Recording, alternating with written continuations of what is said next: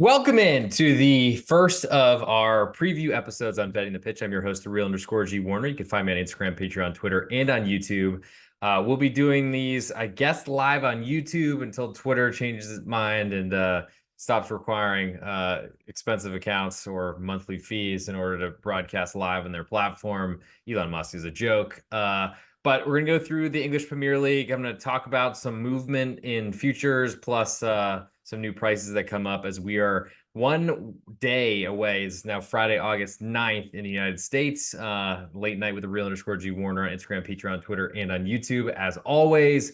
But we were one day away from the Continental or the whatever Shield, Manchester United and Manchester City. So figured I'd go from I guess projected bottom of the league to top and go through each of the teams, give an idea of kind of what I'm expecting from them each season, come out with an ultimate best bet, a futures play for the end of this episode, and we'll get right into it. This will be, of course, on Instagram at the real_G Warner, YouTube at the same, and under the Betting the Pitch podcast network on Apple Podcasts and on Spotify. So if you're not subscribed to any of those places, please leave a 5-star review. It's huge for the search rankings, and get ready, buckle in for another big season of football, soccer mixed together of European football, or as the Americans like myself call it, some soccer as we get into it. So let's start in the English Premier League, as that's where the money is. That's usually how I begin. This is an all English Premier League episode. Let's start with Leicester City, as they have the highest odds right now based on BetOnline, quoting all lines courtesy of BetOnline tonight. But they had the highest odds to be relegated, so figured might as well start there. Let's see. I can read that to you because that does seem to be relevant, I think. Okay, so let's see. That's not what I'm trying to do. Trying to find things live, just I've already prepared it, and then finding it now is especially fun. But all right, so okay, so don't need to see the line. Okay, to be relegated, favorites at minus 280. It's $280. United States will win you 100 for Leicester. Ipswich, another recently promoted, minus 125, down to Southampton plus 105. And then we get to some, I guess, clubs that had survived last season. Everton plus 185, Nottingham Forest plus 165, up to Wolves plus 350, then Brentford for 25 off of a really horrible season. But figured those prices were relevant and may come up later in the show. But we'll start with Leicester City, and kind of they were the big favorites to win the championship last season after being relegated 2 seasons ago from the English Premier League. They had the huge parachute payments. That was a big deal. And they were able to do what they needed to win the second tier or win the championship and get promoted right back to the English Premier League. Their manager left for another job, and they brought in Steve Cooper, who was at Nottingham Forest for a lot of last season. Left because he didn't get along with the owner, it seemed, at Nottingham Forest. Big, I guess, power struggle there. But ultimately was a very defensive manager, which is a big change from what Leicester City were last season in the championship. Scoring a ton of goals and really were playing aggressively. It's going to be a big step up in competition, and especially when you look at what's happened to their club and kind of where all their players have gone. So the yawns are back, as it's 12:30 Central Time in Dallas, Texas right now as I record, but wanted to get something out there before get into the baseball weekend, and then of course everything that's coming out later, give everyone more time to watch. Expecting that I'll be doing the midweek matches like Champions League and such recordings on Monday nights, hopefully broadcasting Monday night or sent out on the various platforms, YouTube, Instagram, also Spotify and Apple Podcasts. We're putting that out Monday nights, and then we're trying to do Thursday night this year for the soccer show, but probably Fridays would be most likely if I had to guess. But looking at the transfers at Leicester City, they lost Kieran Dewsbury Hall, who's probably their most important player, central midfielder, left for Chelsea. I don't know where Chelsea's getting the money from, but we'll get to them later. Kelechi Iheanacho has left on a free transfer to Sevilla. Also, some other moved on players like Dennis Pratt and Mark Albrighton, who had been pretty much mainstays in the Leicester City team for a while. Also, Harry Sutar has left on a loan transfer to Sheffield United. So, not great to see them lose a really important central midfielder. They got 35.5 million euros, but that's still a big spot to replace. They brought, I guess, back in that similar type of deal, Michael Golding from Chelsea. In return for exchange for 6 million euros or about there. Caleb Okoli has come in from Atalanta, but was not playing there for 14 million euros. And Ishaku Fatawu coming in from Sporting Lisboa, or in Lisbon, paid 17 million for a new right winger. So not a lot of good in the transfer market. Probably why Leicester are minus 280 favorite to be relegated. Jamie Vardy's still there at 37 years old. Only squad value is $1 million right now. So not sure we expect too much out of him, and really did nothing for Leicester City 2 seasons ago. Unfortunately, they usually talk about in soccer that 30 years old is the age where everything goes down a bad path. And now at 37, I don't even know what to say, especially because Vardy was a pace guy. Probably not a good situation for him. Bobby De Cordova-Reid has come in from Fulham on a free transfer. I don't know what is to really expect from him, though certainly some experience. Stefan Mavididi, who's looked really great for a lot of his time. And then a bunch of other names that I think are okay, but like Boubacar Samare has coming back from a loan from Sevilla. That's important in the midfield. Seems like a lot of these names, because it's kind of a similar team that we've seen in the past from Leicester. A lot of names we know. James Justin, and we can see if he stays healthy. But a lot of questions really about what this team's going to look like under Steve Cooper. They're going to certainly switch to a more defensive brand, which we might see some potential number changes, or just some numbers that might be a little bit off, just based on where I think expectations would be, especially because ultimately I think Leicester was an offensive team just 1 season ago in the championship, and should be very, very different heading into this season. I'll move next to the next most likely to be relegated. I'll go to Ipswich Town. Still trying to figure out what exactly their hashtag is for this season, but they were the second place finishers in the championship automatic qualifiers. And so let's get into kind of what they've done with their club. And just for, I guess, argument's sake, I can say Leicester, total market value of their squad estimated 183, north of 183 million euros. Ipswich Town are 91 and a half. So kind of surprised to see that Leicester is given a worse chance to stay up. Maybe that's about continuity at Ipswich. But there's going to be a big, big talent problem at Ipswich, it seems. Looking at what they've done in terms of kind of who they've brought in, what they've lost, I can't say I know a ton about what they have lost. Gustin Ahadme has left for Charlton Athletic. That doesn't seem like a big deal, though it was over $1 million in a sale. Idris El Mazouni has gone to Oxford. I mean, all these names are tiny. They have spent some money on right winger Amari Hutchinson from Chelsea, who've been purging players left and right, but somehow bringing in a lot as well. Jacob Graves for almost 22 million has left for Hull City. Liam Delap has left for center forward for Manchester City, and then they lost Arjanet Muric to Burnley, who had been playing there last season, if I remember correctly. Bringing in Ben Johnson as a free transfer, but who knows what that's worth. West Ham's he was playing a fair amount, but never really looked that impressive to me.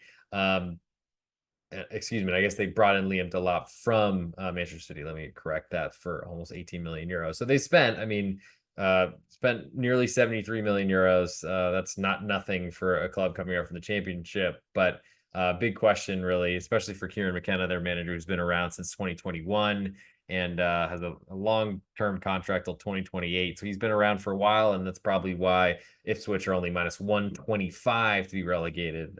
Far different than Leicester City at this point, especially with a much lower squad value. I wonder, really, because the efficient market hypothesis kind of would say that spending reflects how teams will play. We'll see what that all turned into this season, but I don't have a lot on this club. I mean, I definitely recognize the Ben Johnson name coming over from West Ham. Axel Tuanzebe is in center as a center back, and Muric is back from or has been bought from Burnley. Let me correct what I said earlier as well, because I'm misreading tables at this late in the night. But stone foot, but decent sized goalkeeper, bringing in a youth name from Manchester City to try to score goals as a center forward. Spent on a center back, which probably is the best thing you do for a new club, the Premier League, and then a flash player, right winger. Spent a lot of money from Chelsea. I guess you need goals to stay up, of course, but defense will probably be the most important asset for Ipswich Town in this season. We'll move next to Southampton, a name you certainly know, plus 105 to be relegated. I think I'll eventually switch to another pricing schedule once we get a little bit further from the bottom of the table. But Southampton, they were very unimpressive, I felt, in the championship playoff final, but ultimately did enough, I guess, to get there, and good for them. Saints FC, they've had really good, I think, history playing very well at home. Came right back up after a relegation. That's important, especially for the club, the value, thing like that. We're a pretty big underdog, but we're able to beat Leeds 1-0 in the championship playoff at Wembley Stadium all the way back on May 26th. So big win for them. We'll see exactly what happens with the squad as they retain Russell Martin, who was initially appointed the end of 2023 and is, I guess, going until 2026, but we'll see. In terms of movement, so Shea Adams has left for Torino on a free transfer.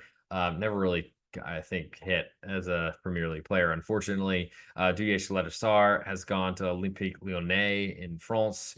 Probably will be not a very popular player in the Olympique, the Classique, or whatever, when Olympique Lyonnais play Olympique de Marseille, but not really an issue for Southampton this season. Romain Perraud has left for Real Betis. That seems like a really good signing because he showed up a lot of talent. And Lianco has left, the center back as well. So they've had two center backs leave, though you could argue that might not have been huge losses for about 8 million euros combined. Romain Perraud as a left back seems like something that they might miss, but we'll end up seeing how that all moves. In terms of arrivals, Taylor Harwood Bellis has come in as a center back from Manchester City. He was playing at Southampton last year, so they completed a purchase. Flynn Downs, the defensive midfielder from West Ham, also was on the team last year. Yukinari Sugawara from AZ Alkmaar in the Netherlands is there. Ben Brereton Diaz, who's been all over the place, and Ronnie Edwards spent $3.5 million on another center back, which was not. Looks like he's a completely new person to show up. I think my take on Southampton at plus 105. I mean, we saw all the teams from last year get relegated, so that would be my initial expectation. But there is clearly some part of the market that's believing more in Southampton than Ipswich and in Leicester, despite finishing lower in the table and not getting the automatic bids or earning the automatic bids to the Premier League. But I mean, I liked what I saw from them in the playoffs, but that was about all I really tuned in for. They'd spent a ton of money on trying to get talented youth back when they're in the Premier League in a season where they almost set up to be relegated with Mara, Edozie, and plenty of other players as well. Also brought in Adam Lallana for, I guess, some additional maybe leadership or something. A lot of names that we've seen before. Carlos Alcaraz come back from a loan with Juventus. So, I mean, there's some talent here. Charlie Taylor coming in from Burnley as he wants to stay in the Premier League, clearly. And then there's some other good players on this team. So that's probably what we're talking about here. And definitely interests me for moving down, I guess, the line throughout the table. Next on the list is the Everton Football Club, the Toffees. They are plus 185 to be relegated, which is I'm kind of surprised to see them fourth most likely to be relegated, considering the point deductions that they faced last season in the Premier League. And really, I thought they played really well despite losing a bunch of points. Should have been nowhere near relegation zone, if not but for those points. I'm not a lawyer, so I probably shouldn't say that. But they've done some expenditures. They brought some players in, of course, sold some as well. Big question is, what could they keep and what can they turn into? Because ultimately, I feel like I was fairly impressed with how they did. I thought they were a great I mean, Sean Dyche, we know what he's going to give, though he was a little bit more attacking last year than I think anyone expected. They play very well at home. That's exactly what I'd like to do, or like to bet, and certainly will be looking to back the Toffees at home this season. They did sell Amadou Onana, who's an important central defensive midfielder, to Aston Villa for nearly 60 million euros. That's a pretty good sell. They certainly need to spend that elsewhere. They spent about 50 of it so far. Of course, transfer market window should still be open. Also traded Lewis Dobbin to Aston Villa for nearly 12 million euros. Ben Godfrey left for Atalanta at 12 million euros. And I guess they got back Tim Budum. There we go. For 11 million euros from Aston Villa. So a lot of player swaps have been going on for sure. Iliman Ndiaye from or Ndiaye, feels like the way they pronounce Ndiaye or Njai in the United States is way different than they do in European football. I would trust probably the Europeans better. But Ndiaye maybe 18 million euros from Olympique de Marseille. Certainly was a good young attacking talent there. Also another French purchase, Jake O'Brien from Olympique Lyonnais. I believe he is an Irish national for 19.5 million euros. And then Jesper Lindstrom, who had left Eintracht Frankfurt after a really good season, didn't really play much at Napoli, but he is in for a $2 million loan fee. That might be the biggest thing or boon for the Everton offense. I love what I've seen from him. Neil Maupay is back. Will be interesting. Dominic Calvert-Lewin, we'll see if he can ever really stay healthy. Big question. But Jesper Lindstrom playing that 10 position, I think, is something I'm most interested in looking for and looking forward to with Everton this season. Pickford's still going to be a psychopath with bad hair, but he's really a good defensive goalkeeper. I guess that goes without saying, defensive goalkeeper, but I've been impressed by him. So far, Jared Branthwaite has stayed. That's a big deal. Tarkovsky's back again to foul the shit out of everyone, excuse my French. Michael Keane's around. So there's plenty of I guess, mainstays that have stuck around. Seamus Coleman at 35 years old now, captain. So there's some holdovers, probably not getting much prettier as a team, and certainly not under Sean Dyche, but to be plus 185 to be relegated and fourth most likely according to the Bet Online odds as of August 8th. That's surprising to me. That it would be, I guess, that grim, or that the expectations are that grim, and probably will set me up to be backing Everton a fair amount this season. Move next to Nottingham Forest. They are under a new manager, of course, because they got rid of Steve Cooper way back when.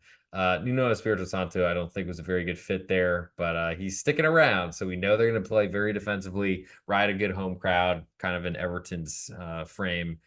They are plus 185 to be relegated, I guess, same price as Everton, so tied for fourth most likely.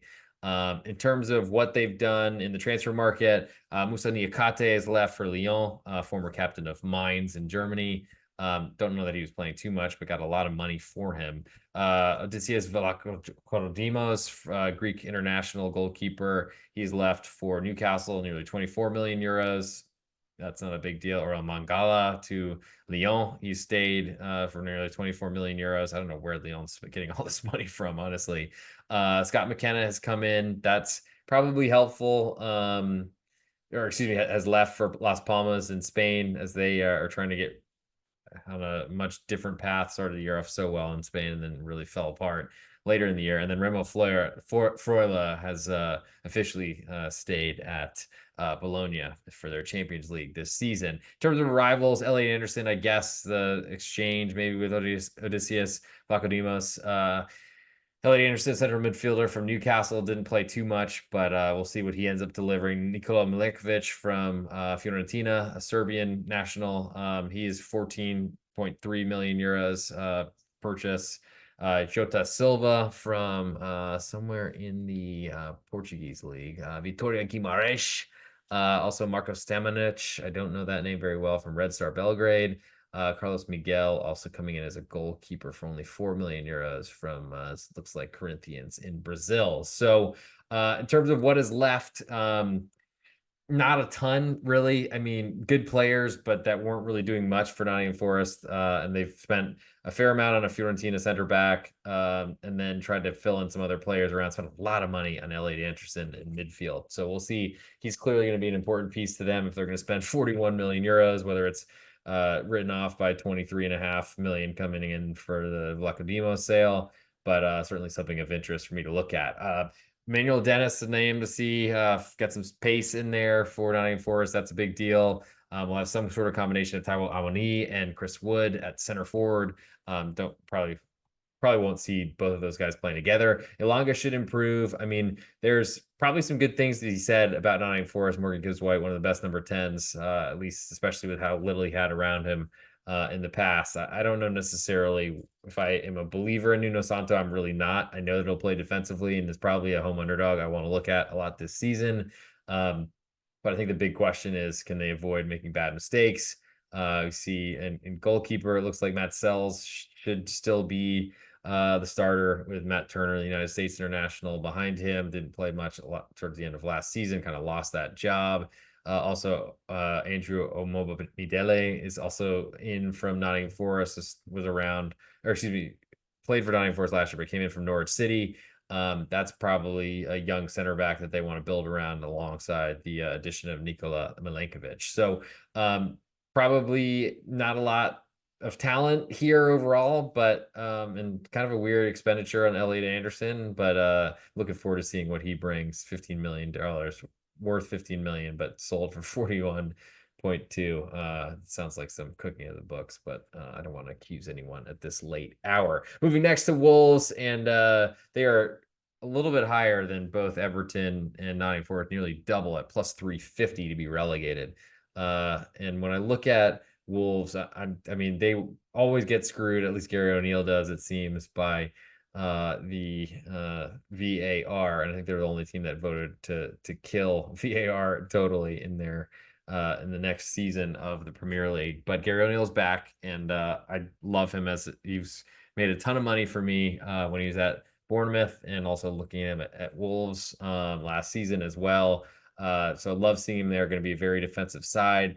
They sold Max Kilman to West Ham for nearly 50 million euros, but didn't really lose a lot else. In terms of what they've brought in, they've loaned in Jorgen Strand Larsen, who is a big-bodied, I think, Norwegian who played at Celta de Vigo and was honestly showing his growth last season. I'm looking forward to seeing what he can do. Certainly might suffer with a little bit of physicality in the Premier League, but I love really any sort of attacking help for Wolves does interest me a lot. Rodrigo Gomes has come in from Sporting Braga for 15 million euros. That looks like the biggest expense. Tommy Doyle, central midfielder from Manchester City, for 5 million, and Pedro Lima, a right back, has come in from Sport Club de Recife. So that sounds like something in Spain. So not a lot of movement there, really. Sasha Clyde's dessert, what a surprise. I think He Chen Huang was one of the most important players. We'll see what they can get from Mateus Cunha this season. There's some talent there. I feel like Wolves were big underdogs, and until the season was kind of decided they were going to finish mid-table, I made a lot of money on them, and I look forward to doing that again this year. Hopefully seeing Ryan at Nori, 23 years old now, Algerian French, from, I believe, black and white side in France, who were relegated. Angers, as I believe where they got him from. I'm really looking forward to it. Jose Sa certainly has his haters out there, but does a fairly good job. And honestly, Daniel Bentley, the backup goalkeeper, has been solid as well. So I like this Wolves team. I'm surprised that they're so little is expected of them. But again, another team I think I'll look forward to potentially messing with down the line, and certainly throughout the 38-week season, plus the cups and things of that nature. Moving next to Brentford, they're plus 425 to be relegated. They are currently valued at nearly 420 million euros. That's gigantic for such a small club, but that's what happens, I guess, when you stick around. And thank you for all of you tuning in. I've turned on the comment feature, so if you have anything you'd like to mention, I'm not sure exactly how to get it over here because I'm recording this live on StreamYard, but maybe if you comment on YouTube, it'll come through. We'll see. Anyway, thank you for tuning in. But I will now look back to Brentford. So Brentford were a joke last season. Honestly, it's amazing they stayed up thanks to all the I think ineptitude around them. Thomas Frank has stuck around though. Still like him, but really can't really explain what happened to Brentford last season. David Raya left. That was dramatic, but shouldn't have been too big of a deal. In terms of what they've lost, really nothing of value besides Raya, who's gone all season anyway. They brought in a center forward, Igor Thiago from Bruges, who definitely has scored a bunch of goals on an international stage. That's where I think we would know him from. And then some Jisoo Kim as a center back and Ben Winterbottom as a goalkeeper. Looks very young based on this picture. No transfer fees listed. So we'll see what happens. Igor Thiago, their new signing, of course, has an injury flag already and the meniscus injury. So yikes. But Ivan Toney still waiting for him to be sold, probably waiting for the highest bidder. Brian Mboma was very good. We'll see what they get from Kevin Schade, the Sports Club Freiburg player, who has been in and out of the lineup to say the least. There's some good attacking talent in Brentford's side that we saw from years ago. I felt like they were a little bit overvalued last year, and certainly a lot of their collapses at the end of games were certainly hard to take a lot. And ultimately, they started with a really easy schedule and were not able to take much advantage of it. So we'll see really what happens with them. Looks like Jisoo Kim is from Brentford B, so not a huge addition there. Doesn't seem like too much has changed really with Brentford. Going to see them try to score goals and kill games, maybe do a little bit more scoring at home. I would consider them more likely to be relegated than Wolves, but I don't know. There's a way to profit off that, unfortunately. Move next to Fulham, who were very quick to reach safety and then kind of fell apart, as you would suspect. But ultimately, I think Marco Silva has been good for them, and I look forward to seeing what Fulham turn into this season. Certainly a West London club, a couple good years, get some stability, certainly could spend more, something I would suspect. In terms of, I guess, what to expect, Marco Silva sticking around. Their departures, they sold Joao Palhinha to Bayern Munich, which was expected to happen last season. They held on to him and stayed up, so that was a big deal. Transferred Tosin Adarabayo, there we go. Geez, some of these names are hard to pronounce this hour. He's moved to Chelsea on a free transfer. De Cordova-Reid, as I already mentioned, left for Leicester on a free transfer. Mark Rodak left for some club I've never even seen before on a free transfer. So it looks like to somewhere in Saudi Arabia. Al Ettifaq.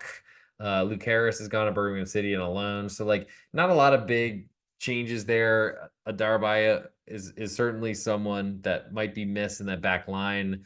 But Joao Palhinha certainly is very, very important. One of the most important, I think, central defensive midfielders. Gets certainly good for getting red cards and yellow cards often and getting suspended multiple times throughout the season for yellow card accumulation. But ultimately, I guess the Adarabayo doesn't seem to be as big of a loss because it seemed like it was Bassi and Ream starting the end of the season. But very curious to see what Jedi Robinson does at left back because he was the player of the year last season. In terms of rivals, Emil Smith Rowe has been brought in as a number 10. Just didn't have much playing time at Arsenal. Ryan Sessegnon is still around. He's left back, free transfer, and then Jorge Cuenca. Starting center back for Villarreal is interesting. Spent a little bit less than 7 million euros. It seems pretty cheap, especially moving to the Premier League. We'll see really where the goals come from. Rodrigo Muniz was really good towards the end of last season. It was something they just really needed. I don't know what to expect from Raul Jimenez, the Mexican international, but we'll see. Andreas Pereira, one of the best players out there. I'm curious to see what his partnership will look like with Emil Smith Rowe. Those will be interesting. And then we'll see what happens in the midfield, replacing what was lost in Joao Palhinha. Got a lot of money for it, but big questions on Sasa Lucic trying to come in and fill that void because he really hasn't impressed much in his time at the club. Move next to, now we're getting further and further away from the relegation picture. We'll go to Bournemouth next at plus 750. I think the Adoni Iraola first season was great. Ultimately, I think it really shown through as a very good season for a very heralded manager coming from Rayo Vallecano. And it took a little while to get in there, but I thought he played his brand of football, and it was I think will only improve this season, especially sticking around. In terms of departures, Lloyd Kelly, center back, free transfer. Joe Rothwell, loan transfer at center midfield to Leeds in the second division. Lost Kiefer Moore for less than 2 million euros. Not a big deal. And other names that I haven't really even seen. So it doesn't seem like they've lost a lot. I mean, Lloyd Kelly, I guess, might be important, but I don't know how much he's playing in defense really end of season anyway. So that's pretty good. Was a substitute in their final match against Chelsea, but so what? In terms of rivals, Luis Sinistera, that's certainly a very valuable attacker. Played a lot for the Dutch national team this summer in the Euro. Enes Unal, we'll see if we can keep him healthy, as he's had an ACL issue. Dean Huijsen, center back coming in from Juventus. Alex Paulson, a goalkeeper, and Daniel Jevison, who I barely know that name, I gotta say. So I think the question for Bournemouth is, I mean, they're going to play a sit back and counterattack, and that's exactly what I want, honestly, I got to say, if I'm betting a team, especially a weaker team. I think we'll see what Solanke can deliver this year. Awesome center forward for them, and I love the idea with Enes Ünal behind as well. Seeing if they can somehow play together, probably not likely in a Iraola system, but I really like Bournemouth. See no reason to change. They played great at home. I guess that's kind of ringing true for a lot of these teams, and certainly will for the next on our list. Crystal Palace 9-1 odds to be relegated. I guess I'm sticking with these relegated things for a fairly long time, maybe longer than I expected. Let's see. That is Crystal Palace. They are okay. That's not what I meant to do. They are the 10th most likely. So we're talking about mid-table sides here. Maybe that is potentially of interest to. I'm trying to see if there are better odds that I can potentially talk to, because odds to win the Premier League without the Big Six, odds to win the Premier League without Man City, since they're favorites. Let's see. To finish in bottom half, maybe that's something of interest to speak about here. Finish in top half, maybe. So Crystal Palace, even money to finish in top half. They're 10th most likely to be relegated. So with 20 teams, that puts you right there. I guess if you're finishing top half, it's you got to finish 10th. So that's why it's even money right there, as expected. And they're actually, I guess they are so Bournemouth are 2-1 odds to finish in the top half. Crystal Palace even money. So getting into the Crystal Palace side, I mean, what an incredible run to finish their season. Probably wish the season went on longer, despite the general desire for all soccer players to get on the sunbeds or whatever. But maybe with the Euros this summer, that was a little bit different. Big questions on what they're going to sell this year, Crystal Palace. That is, I loved Oliver Glasner when he was at Eintracht Frankfurt. Before that, at Wolfsburg, from the Bundesliga in Germany. It seemed to really get the team firing, and honestly, what he did for Frankfurt, winning and getting into the Champions League on a really like bottom half of the German Bundesliga type of side, was incredible just a couple seasons ago. Very interested to see what Crystal Palace do. They've already sold Elise to Bayern Munich for 53 million euros. That's big. But in terms of the other sales, I haven't really seen them a lot yet. They have Daichi Kamada in from Lazio, who played for Glasner at Eintracht Frankfurt. That'll be probably really easy to work. Ismail Assar, who's always been rumored to move for big money, 15 million euros from Marseille after being at Watford for a while. Chadi Riyad, center back, who played a lot of big minutes for Real Betis, kind of in the middle of the season, debuted against Barcelona, and then really kept his job despite the team really performing poorly that day. So losing Elise is a big deal, but trying to keep Elise and Eze healthy together has been really hard. I'm still a little bit nervous that Eberechi Eze is going to get sold, but we'll see. 59 million euro price tag. We'll see how much they want to compete and how much they're trying to build for the future versus try to stay in the league potentially this year. But turning that Elise sale for 53 million euros into Kamada, Sar, and a center back, and still having 23 million euros left is pretty good business, it seems to me. We'll see what happens the rest of these transfer windows. But Jean-Philippe Mateta, great player for Mainz before he wanted a new deal a couple seasons ago, really came on the end of last season. I expect him to pick up right where he left off. Certainly a little bit less pressure, I guess, that the Crystal Palace side can put on, because Elise is not there, but it was so infrequent that Elise was also playing alongside Eberechi Eze. So I'm not sure that's as concerning to me just yet, though, until they, I guess, sell Eze. Daniel Munoz looked good for Colombia in the Copa America this summer, was incredible attacking right back essentially for Crystal Palace last season. I really like this team a lot coming into the year, and really like them on the road at Brentford week 1, but we'll get to that podcast a little bit later down the line. Just above Crystal Palace and to finish top half, of the Premier League, we have looks like Brighton, which interesting place considering their European situation, advancing through the group stage. I think won their group last year was a pretty big deal. I'm concerned about them certainly this season, and definitely with manager changes and such. They are 14 to 1 odds to be relegated. And pretty much, I mean, we saw Roberto De Zerbi last season basically saying, well, we are Brighton, we have to play the kids, and that's why we haven't been playing very well lately. I feel like that might have been why he moved on, honestly, but it happens.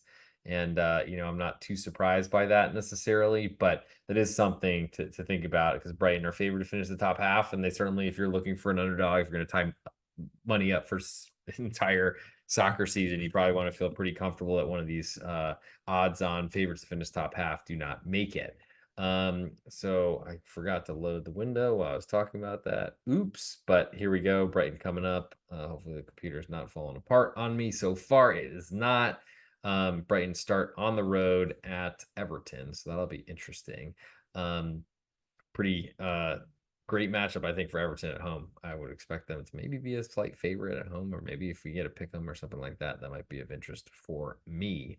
Looking at Fabian Hurzeler, a 31-year-old manager for Brighton Hove Albion. That I mean, De Zerbi was well known. I've never heard of this dude before, so I probably should click on him and figure out where the heck he's from live on YouTube, and eventually recorded and posted to Spotify and to Apple Podcasts, plus, of course, to the various platforms in 1 minute versions, in the reels and the shorts, with my best bet coming end of show.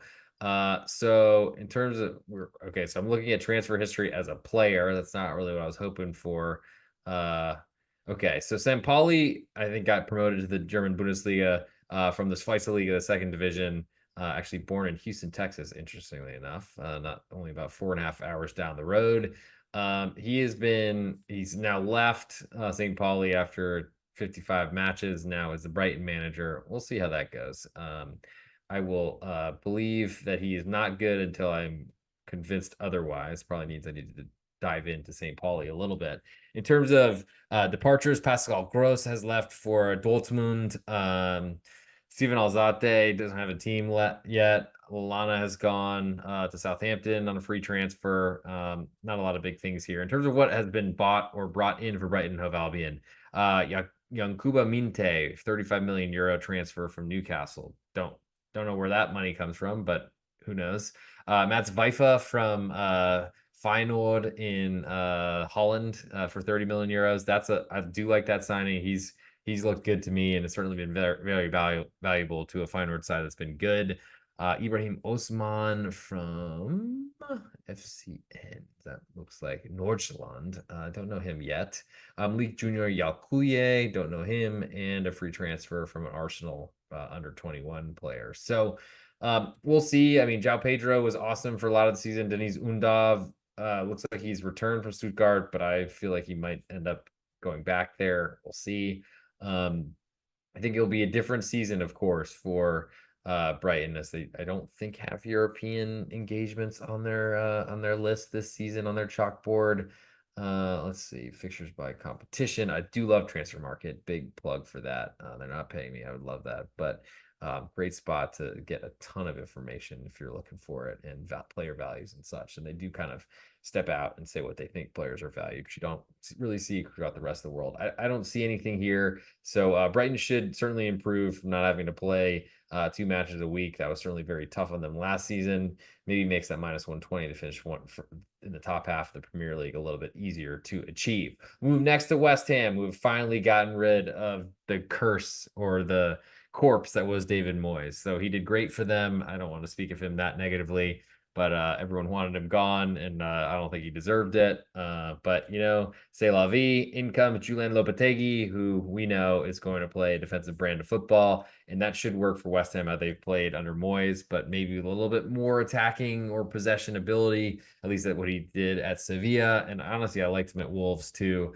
until I think he resigned right a week before the season started. Gary O'Neill came in and basically took over and kind of ran the ship just the way he would have. West Ham minus 125 to finish in the top half. Not terrible, of course. In terms of departures, Ben Rama gone to Lyon. Flynn Downs was already gone. Tilo Kehrer already gone. Ben Johnson free transfer, probably not a big deal. So what have they lost really? I don't think too much. Certainly players that might have been valuable to them, but they were already essentially gone. They brought in Max Kilman for nearly 48 million euros. Crescencio Somerville from Leeds. Niklas Füllkrug, big signing to score some goals up top, 27 million euros. Luis Guilherme from Palmeiras in, I believe that is Brazil. I think. Yeah, I think so. And then Guido Rodriguez, Argentine from Real Betis, brought in a free transfer. I mean, they've done some business. I kind of like what West Ham have done. Still have mainstays sticking around. Ings off the bench, most likely. Mikel Antonio, probably same story. Jared Bowen, one of the best players in the Premier League last season. Cornet, I think, is a lot better. And Paqueta, we'll see if he sticks around and if their gambling things end up hitting. But I feel like there's a lot here. Big questions are defensive mistakes, which they hopefully solve some of those by bringing in Kilman. Areola looks like he should be the starter here. Wes Foderingham coming in from Sheffield United, though he kind of lost his job last year. Fabianski, I'm sure they don't want to play too much. And then Naya Figueiredo should be a lot better, I think, longer he plays, the Moroccan international. We'll see if Zuma can get back. Mavropanos is a big mistake type of center back, especially dangerous, but I think Lopetegui will help. Former goalkeeper he was, and I gotta say, there's four decent center backs here. If they could just get Mavropanos to play well, then maybe injuries won't be as impactful for them. I don't think that West Ham look like a team that should be relegated, so I think that's probably one of those I don't need to look too closely to. And I do trust Lopetegui. I feel like he was a cheat code cash all the time when he was managing Sevilla. Move next on the list of finished top halves. Let's see, that would bring us to Aston Villa. So they've spent a ton of money. That's been clear. They have a very interesting run because they are going to be in Champions League, and that is going to be a big, big test for Aston Villa. That's a big question. We'll see how that ends up going. But ultimately, Aston Villa, I mean, they've had some really great runs. They looked very good last year. Somehow beat Arsenal and Manchester City in the same week. That was pretty awesome. But I guess we're not seeing since the competitions are not updated. So maybe I'm wrong on Brighton, but I do think they're only playing Premier League. Anyway, what more can I say? Unai Emery is a gold mine, and as a favorite, he's not really someone I love, but I don't really bet favorites in this sport, so not a huge concern for me. But when we look at the deals that have been made, Douglas Luiz traded essentially for Samuel Illing Jr. To Juventus for over 51 million euros. Musa Diaby left for some money, 60 million euros. That's a potentially big loss, but for his pace, which is certainly game changing and I think fits well into the Unai Emery style. He's never really ever going to defend, and that's a big concern. They sold a name, Tim Iroegbunam. Don't know that. Morgan Sanson has stayed at Nice. Coutinho, I don't know that he was even relevant. So, in terms of arrivals, though, here's where the money has been spent. Onana from Everton, 59 million euros. Ian Matson, who looks so great in Borussia Dortmund's run to the Champions League final. He's come in officially from Chelsea for 44.5 million euros. Cameron Archer, a goal scorer for Sheffield United, will probably be a bench player, but someone they'd look to grow in the future. There's been a lot of money spent. I feel like the big test is how they're going to handle multiple competitions, and we'll see how that all goes. Emi Buendia coming in, that's of interest, though he's been hurt for a while. And still has a flag. Yeah, cruciate ligament. Ollie Watkins, the knife to my stomach against the Netherlands, and honestly to all of the Dutch in that crowd in the Euro this summer coming on for Harry Kane. Looking forward to big things from him on a much bigger stage. And this team is good. We saw a lot from Morgan Rogers. I feel like this Aston Villa team will be good. The big question is, can they handle balancing multiple competitions? And that will be the biggest question for a lot of teams, though I don't think that they are most likely to struggle with it as they've been in European competitions recently. I'm really looking for teams that don't have a lot of budget, that sold some players, that go into European competitions that weren't really expecting it or didn't plan for it for years, because these things don't happen overnight. and you either overspend or underspend, and those things can be big, big problems. I'll move next to Tottenham and those Hotspur, who have been really fun to bet against, I gotta say. Ange ball, I really don't like. I don't think it works. Maybe when you're the much better team, but it honestly gives so many chances away that I just am really not a fan. Um, I do respect the man for playing his way, though I don't think it really works. And it was a pretty good season without Harry Kane last year, though. Ultimately, I don't think it was a successful one for a lot of the supporters. So Ange Postecoglou is still around. In terms of departures, Peril Emil Højbjerg, who was barely playing. Brian Heel has left for Girona. That's probably good because he wasn't playing. Eric Dyer stayed with Bayern München. Joe Rodon. He's at Leeds, sticking there, and Ryan Sessegnon, who cares? In terms of what they brought in at Tottenham, they brought in Archie Gray, a midfielder from Leeds. Young, not really sure about Lucas Bergvall, and then some other names I don't really know. So it seems like Daniel Levy's waiting to do some movement. We'll see what happens with Timo Werner, who is on loan to I guess is loaned from Leipzig. I don't know exactly how that worked, but there's a lot of talent in this team, of course. We'll see if it can be used in the right way because defensively they were a joke, and I just don't think you can play that aggressively as often as Tottenham did, which is basically the entire time. They never. Certainly, their defense had some issues when Mickey Van de Ven went down because he couldn't chase down everyone to help when they made big mistakes. I'd love to see Rado Dragoshin, the Romanian, come in. I think Tottenham are still a team I'd like to bet against, but they're not really in any sort of danger of being relegated. I just think they won't perform as well as expected. They're minus 1,000 to finish in the top half. It does feel like a pretty big drop for them to not do so. Moving to a very interesting club, and that's Chelsea with their financial situations. Huge squad. It's so obvious to everyone around this entire marketplace that they have to do something about that, but I don't know that they care. It's just really, really bizarre to me, but c'est la vie. Um, in terms of what to expect from Chelsea this year, I don't really know because not being able to keep Pochettino was wild. They did lure away the Leicester City manager, have a squad value of over $1 billion, yet they are the same price as Tottenham to finish the top half. 100 to 1,000 bet will win you $100. That's not a lot.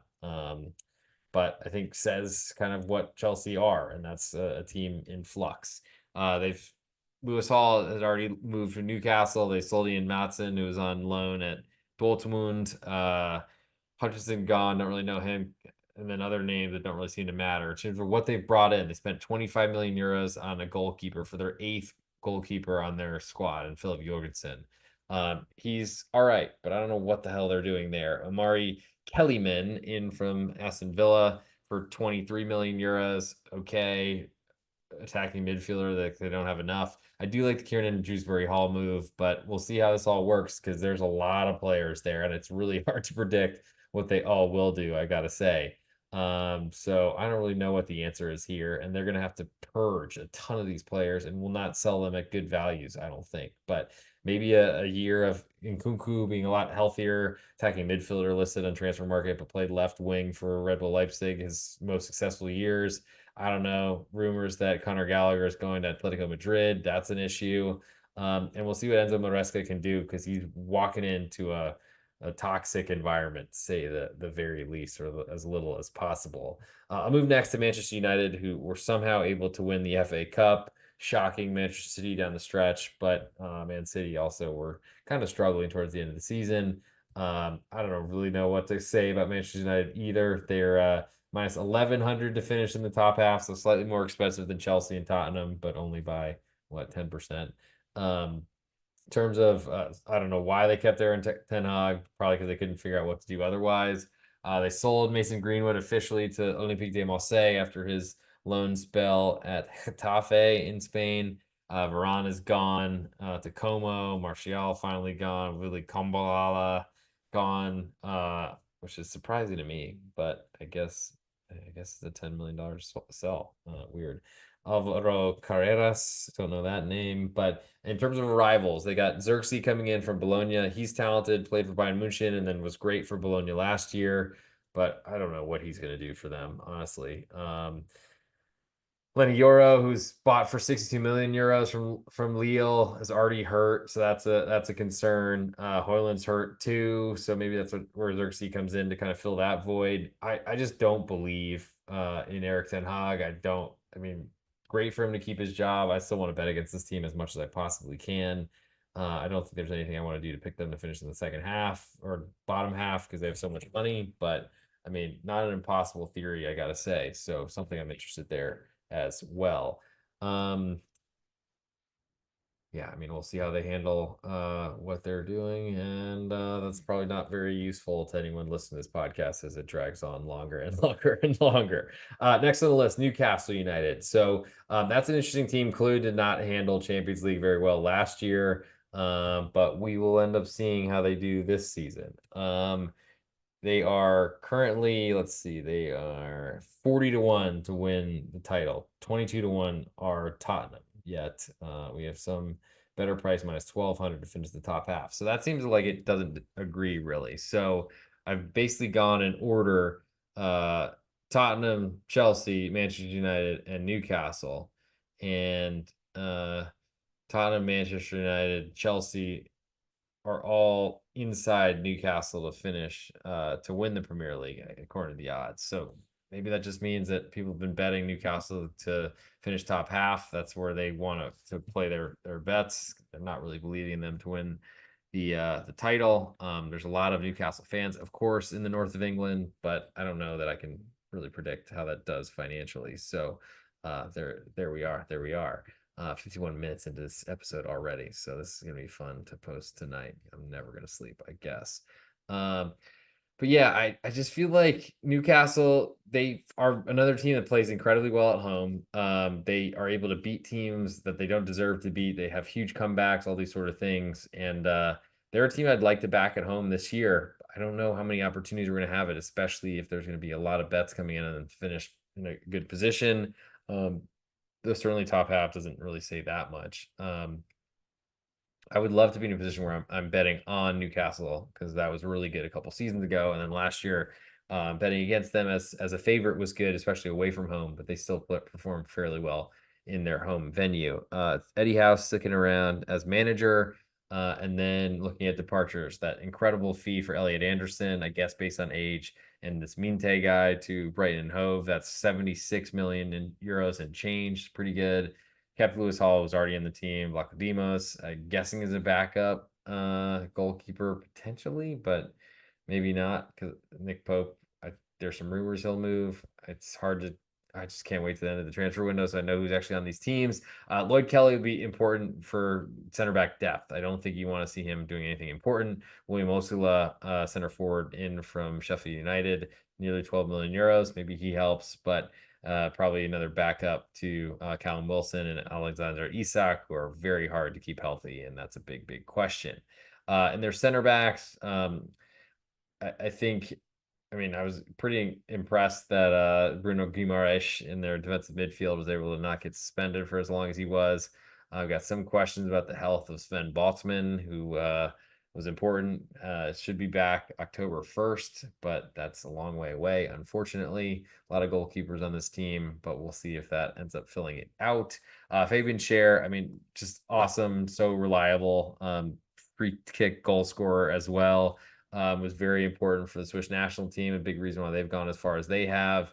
Jamal Lascelles coming back November 1st. So there seems like there's a lot of thin center back issues with Newcastle. Still want to bet against them away, but Southampton coming in a pretty easy landing spot for their first match of the season.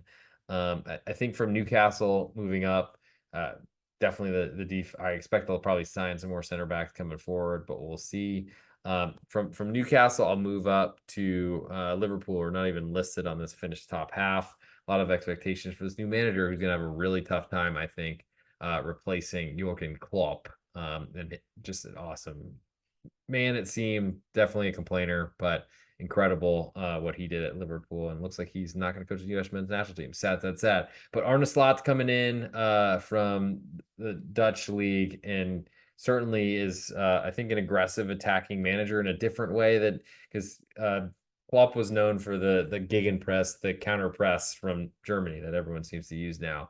Um, from Feyenoord to Liverpool, big step up. We'll see if Arne Slot is able to do it. He turned down, from what I remember, Tottenham before Ange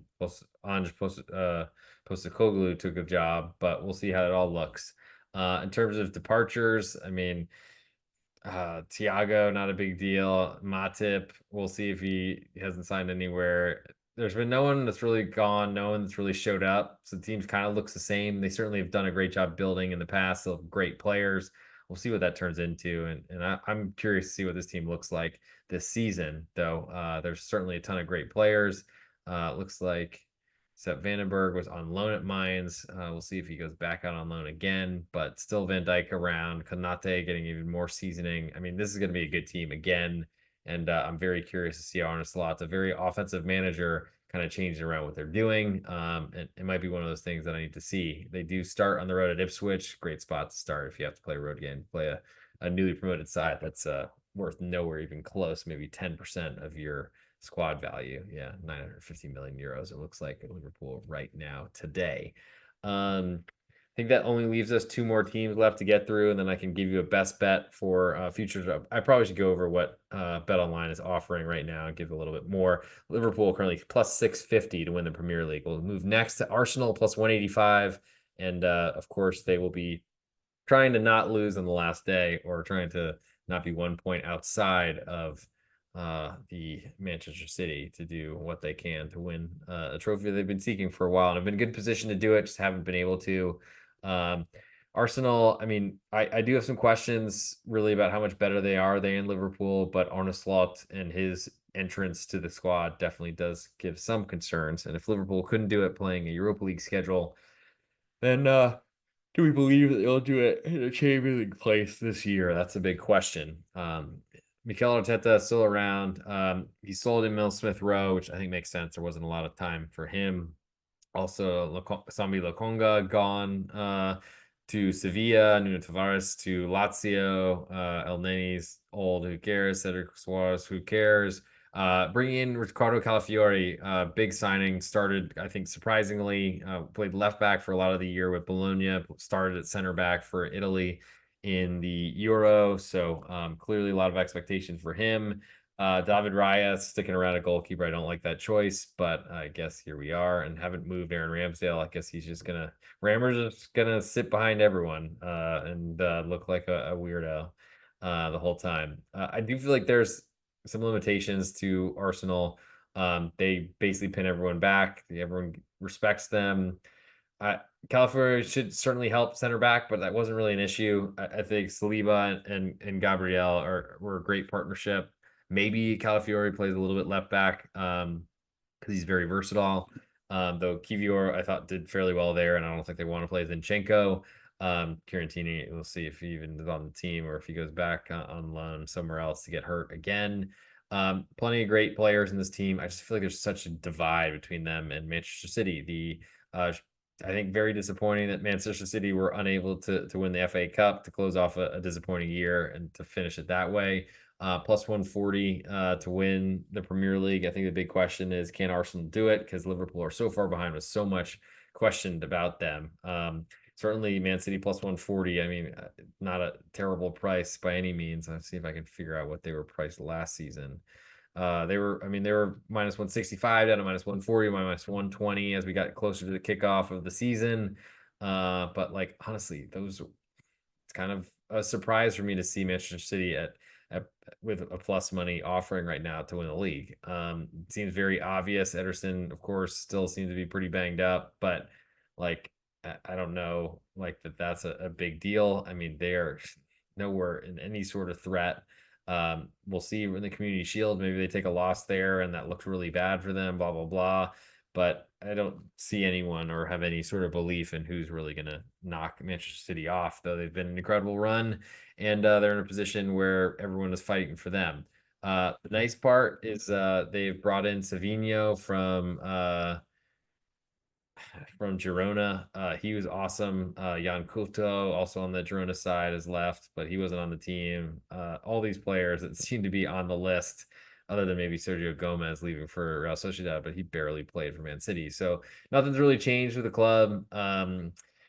Alvarez rumors moving to Atletico Madrid. Haven't seen that confirmed yet, though it does seem like that could potentially hurt them a little bit. They just have so much talent. We'll see if De Bruyne moves for somewhere in Qatar or something like that financially. Just wants to get his money in when he's 33, though I'm sure it'll still be there in the future. This team looks great. I don't really see why they're going to not win this. So plus 140 looks very, very interesting to me. I got to say, as I'm going through it, doesn't seem like I'm going out on too much of a limb, but say la vie. And so I feel like now I'll just go through kind of what I guess BetOnline is offering right now. Of course, check your books. If you could slide in my DMs at the real underscore G Warner on Instagram, Patreon, Twitter, and on YouTube, anywhere you want to go, just tell me a little bit more. If you see some line that's appetizing, I would love to talk about it. Feel free to leave that in a 5-star review on Apple Podcasts or on Spotify. That'd be very huge for search rankings, and would do a lot, I think, to maybe have some a little bit more interactivity. I'll try to be a little bit more cognizant of times that I start this. It's now almost 1:30 a.m. locally, so I guess I'll see when I sleep tonight. But in terms of, I guess, offerings, and maybe I'll highlight a couple of English Premier League, as we just talked about. Manchester City to win at plus 140, Arsenal plus 185, Liverpool plus 650. Then we have a pretty big divide to Chelsea 16-1, Manchester United 22, Tottenham 22-1, Newcastle 40-1, Aston Villa going to have to balance a lot, 66-1. Then we're at 200-1 to Brighton. So clearly some tranches here or some divides. Looks like a Manchester City Arsenal race. Maybe Liverpool takes on or comes on with Arne Slot. I just don't really see it. In terms of other potential opportunities in betting futures, as this is a futures podcast, we'll be doing the weekly stuff with game lines coming up very, very soon. We have, without the big six, Newcastle are favored to win minus 105. Aston Villa are next plus 240, but very different in terms of international continental competitions. Brighton 9-1, West Ham 11-1 under Lopetegui is interesting. Crystal Palace 14-1, but can they keep all their players? It's a big, big question. You probably have to get these bets in before the season starts for at least to get the value. Odds to win without Man City, Arsenal minus 160. I have some interest in Liverpool plus 325, with a lot to be figured out with Arne Slot. Relegation numbers, as I kind of went through a lot on each team. Leicester minus 280, Ipswich minus 125, Southampton plus 105, Everton plus 185, same as Nottingham Forest plus 185, Wolves plus 350, Brentford plus 425. Looks a little bit interesting if you're looking for a long shot, especially if you want to tie up money for a long time. Don't think Fulham at plus 450 or Bournemouth plus 750 are really in that kind of world. The finished bottom half, maybe some plus money teams. Aston Villa plus 300, 3-1 odds that they don't do well balancing multiple competitions, but an early Champions League exit should probably make that fairly easy for them to survive the second half of the season. So I'm not sure I'm interested there. Chelsea plus 650 is very interesting, a longer shot, but with who knows what's going on with that club, and especially if the financial fair play people come calling. Newcastle 6-1. I don't think we'll have as tough of a year. And the rest of those, I don't know if there's anything of that too much interest to me. To finish top half, usually start in the even money range. Crystal Palace plus 100. That looks interesting to me. Bournemouth plus 200, so 2-1 odds. Even money on Crystal Palace, as I said. Fulham plus 275, Brentford plus 300. I do not like Everton. I think it'd be a big, big climb for them. Wolves don't have enough scoring, I don't think. Top four finish is of interest. Chelsea plus 120. Nope. Manchester United plus 200. Tottenham plus 200. Newcastle plus 220. Maybe there is some interest to me. It does certainly look very interesting. Top six finish, we get a little bit further down. Aston Villa plus 140. Newcastle are minus 120 there. So that's of some interest, I think. I think top six, I have to look it up. It probably is a Europa League finish, which does matter. And certainly all these teams need the extra revenue to keep buying players and such. West Ham plus 450 looks interesting for a top six, especially, but I don't think that they really go backwards under a new manager. Top goal scorer, Erling Haaland minus 170. I don't think anyone's doing any bets other than that, because they're going to dominate the league, dominate the teams they play, and he's going to take a lot of penalties. It would be expected if he could stay healthy. Mo Salah 9-1, second most likely. Isak 14-1, Heung-min Son 16-1, Ollie Watkins 16-1. Interesting there, though you want to be sure that he's taking penalties. Now that Douglas Luiz is gone, maybe that guarantees that. But we'll see, I guess, moving forward. And that probably brings me to the end of this episode and time to get in on a futures episode best bet, because that's why you all hung around for this long, long podcast. I really appreciate everyone coming in and sticking around a very, very long time. It's a great pleasure that I can put these on. I'll be doing this for the top 5 European soccer leagues. Next would be La Liga, or probably based on what leagues start the soonest. But La Liga, German Bundesliga, Ligue 1 in France, also Serie A. Any leagues other than that you want me to cover besides continental stuff, please shout.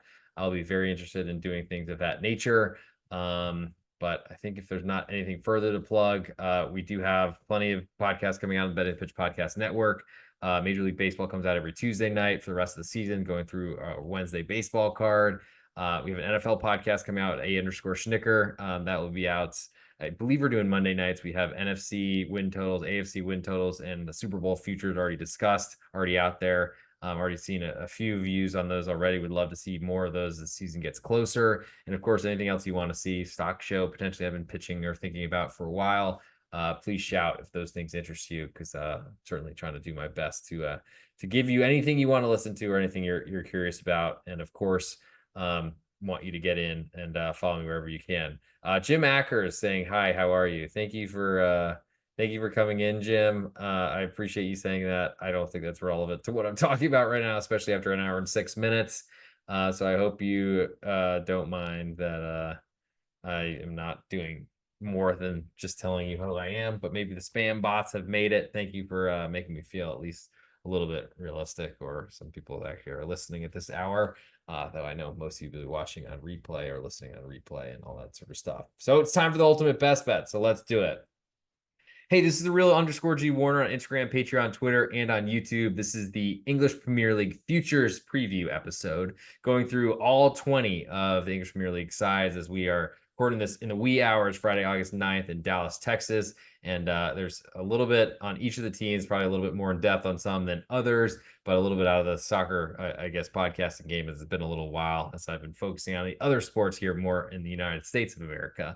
But we'll be putting out ultimate best bet end of show, as I am about to do and recording live. This is going on at the real_G Warner on Instagram and on YouTube. And we'll be putting out content there with my best bet to summarize on 1 minute Instagram short, or Instagram reel, YouTube short going forward in the season. For my best bet in this episode, I'm going to go with Manchester City to win the Premier League plus 140. I think the over or better than even odds, I don't think reflects the nature. I think Liverpool is down. Same for Arsenal. So take Manchester City plus 140. And that'll do it for this episode. Thank you so much for tuning in. I will talk to you all very, very soon. The next episode probably will be La Liga. We'll talk to you very soon. Probably doing a pregame.com baseball episode in the next few hours. So I'll see you then and talk to you all soon.